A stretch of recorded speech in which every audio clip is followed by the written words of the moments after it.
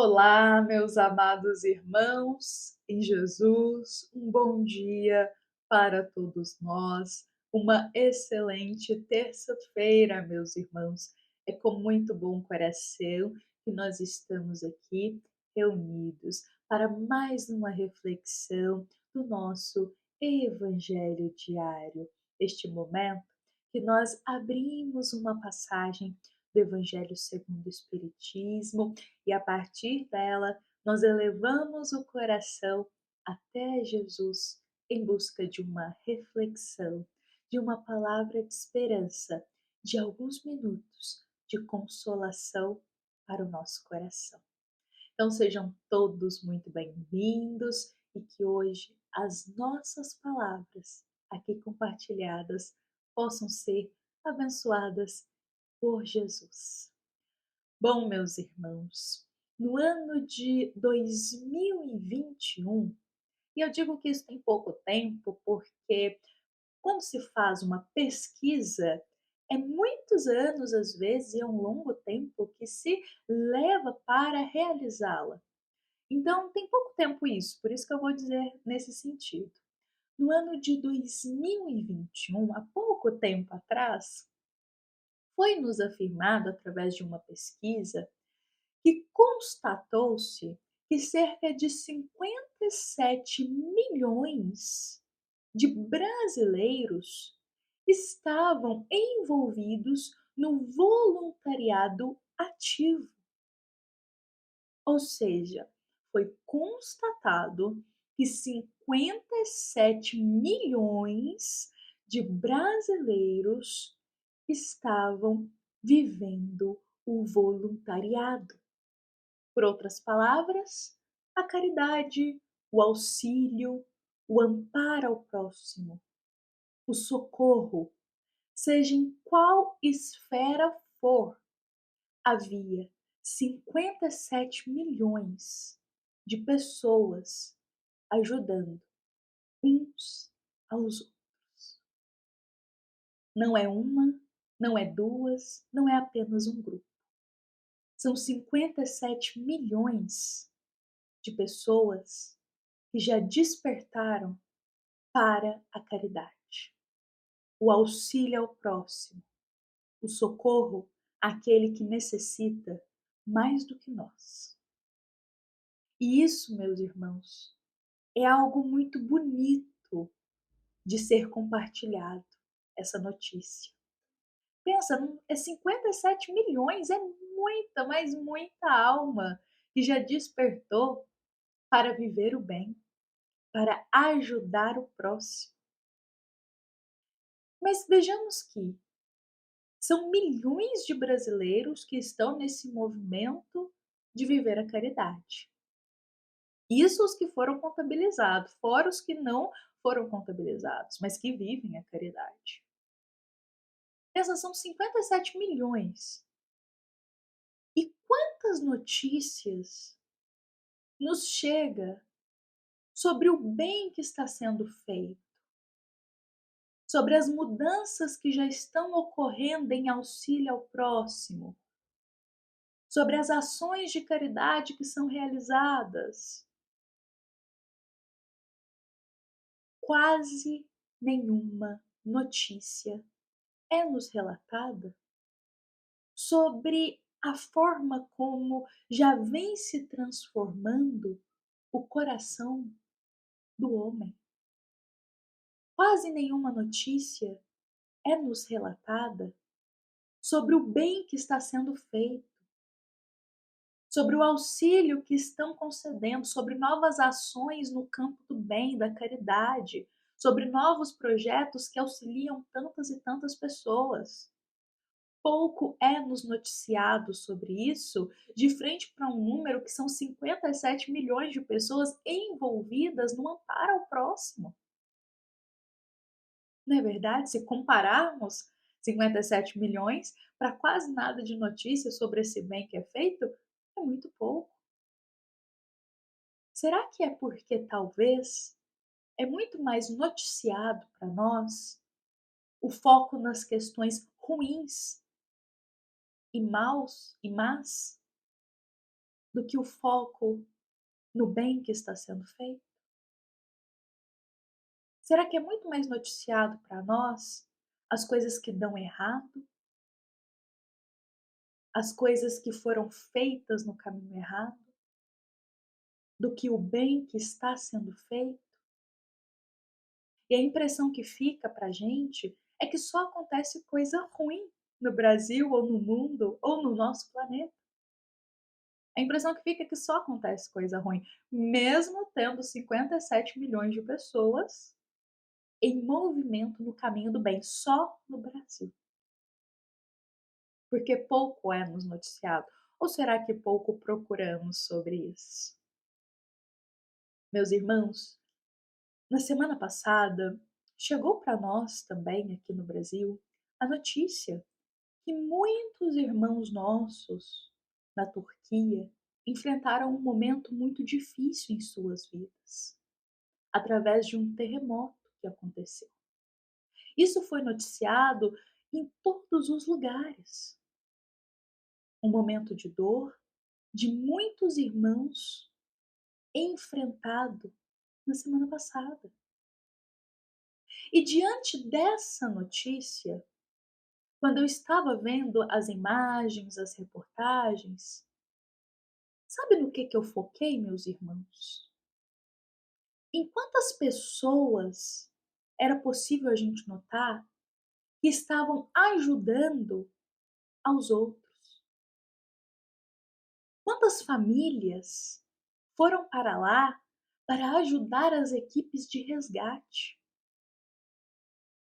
Quantos irmãos que estavam ali mesmo machucados, estavam ali se dedicando a amparar aqueles que estavam mais feridos que eles? Em muitas cenas é possível, se nós focarmos bem e percebermos esse lado, que haviam muitos irmãos, mesmo na noite, entrando naqueles escombros do que restou para ajudar quem precisava mais. Não se notou pessoas cruzando o braço, não se notou aqueles que viraram as costas porque o outro está sofrendo mais. Mas o que eu pude perceber foram almas já modificadas por dentro, e mesmo elas ali naquela situação tão dolorida, tão inesperada, mesmo assim se movimentando para ajudar quem precisava mais, ajudando equipes de resgate, consolando corações, abraçando aqueles que estavam desesperados. São essas as cenas que eu foquei. E não só esse movimento eu pude perceber e eu gostaria de compartilhar com todos aqui hoje. Também notei um movimento em todo o mundo da prece e da oração. Quantos que não poderiam estar ali ajudando fisicamente, colocaram-se em auxílio através da prece. Quantas casas espíritas, quantos templos religiosos, quantos irmãos no silêncio de seu lar se colocaram em oração, em um minuto de oração, para esses irmãos que passavam por um momento de dor tão profunda após esse terremoto, também auxiliando da forma que podiam. Eu percebi isso. Eu percebi esse movimento que até traz um pouquinho aqui dessa reportagem que eu trouxe no início, de 57 milhões de pessoas que já despertaram para a necessidade de viver o bem ao próximo.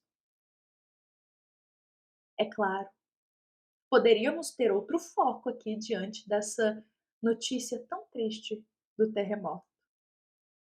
Poderíamos focar na parte do desastre natural, pensando que, nossa, mas na Terra só acontece desastre natural. É guerra para um lado, é desastre natural para o outro, é só maldade, é só dificuldade. Poderíamos até focar nessa parte, nada proveitosa para o nosso coração. Mas o que eu percebi foram muitos e muitos irmãos escolhendo focar na outra parte, na parte do que eles poderiam fazer para ajudar aqueles que estão mais necessitados. Porque murmurar de uma tragédia que aconteceu, reclamar de um desastre da natureza, revoltar-se contra Deus ou ficar pontuando só as coisas ruins que acontecem, não soluciona e não ajuda quem está no problema da dor. E não resolve nenhum problema e não melhora a situação. Mas pelo contrário, se nós, e foi esse o movimento que eu percebi, mesmo não podendo ajudar fisicamente, nos colocarmos em prece a esses irmãos, já estamos desfocando desse lado tão negativo e olhando um pouquinho mais do que eu posso fazer aqui dentro do meu lar para ajudar aqueles que estão tão necessitados. Quais as ferramentas nós temos para isso? Então, meus irmãos, é tentar mudar um pouquinho a perspectiva e é muito bonito da gente ver o movimento das pessoas em meio a algo que machucou tanto o coração delas, que foi esse desastre natural. Ver o movimento das pessoas ajudando, amparando, socorrendo, ou quem não podia estar fisicamente, no momento de prece e oração por aqueles que estavam lá. Vejamos só. Porque há coisas na vida, meus irmãos, que nós não controlamos. Sobretudo, a vontade de Deus, nosso Pai. Os desastres da natureza, que é como a gente costuma chamar, eles podem acontecer. E eles estão envolvidos em uma lei natural que para nós ainda é pouco compreendida. Mas é uma lei natural pautada na vontade de Deus. Então, quando nós nos revoltamos, ficamos achando que só coisa ruim está acontecendo, que só desastre natural está acontecendo, quando a gente foca nisso, nos colocamos numa posição de inércia perante a ajuda ao próximo. É muito mais benéfico não focar só no que aconteceu de ruim, mas é benéfico também pensarmos: nossa, olha quanta gente está ajudando, olha quanta gente está sofrendo, mas mesmo sofrendo está lá amparando. Isso é viver a caridade. E foi muito nítido para mim, meus irmãos, e eu acredito que para muitos de vocês também nesse momento, diante dessas notícias, ver a caridade sendo vivida. Quantos esqueceram de si para estar ali ajudando? Isso é caridade. Isso é ter um novo olhar, uma nova ótica da vida. Uma nova ótica da vida. Dificuldades, problemas acontecem. Mas o que podemos fazer para solucioná-los? Qual novo olhar a gente pode ter disso que aconteceu? Qual a ótica da vida nós escolhemos ter? Escolhemos apenas o olhar do negativo, do ruim, da tragédia, do desastre? Ou escolhemos a ótica que, de frente para as dificuldades, o que se pode ajudar, o que se pode doar ao próximo, o que de amor pode compartilhar naquele momento? Mudar um pouco a ótica da vida. Qual a ótica nós estamos escolhendo olhar o mundo que habitamos? Gostaria de contar uma história aqui pra gente. É uma historinha muito breve, mas que ilustra muito bem essa nossa mensagem de hoje aqui. Havia dois irmãos, e eles decidiram juntos subir até o pico de uma montanha. E os dois fizeram isso. Juntos, unidos, começaram a subir. Passaram por momentos difíceis, momentos inesperados, passaram por momentos ali que eles sentiam muito frio, outros momentos era um calor insuportável, mas eles não desistiram.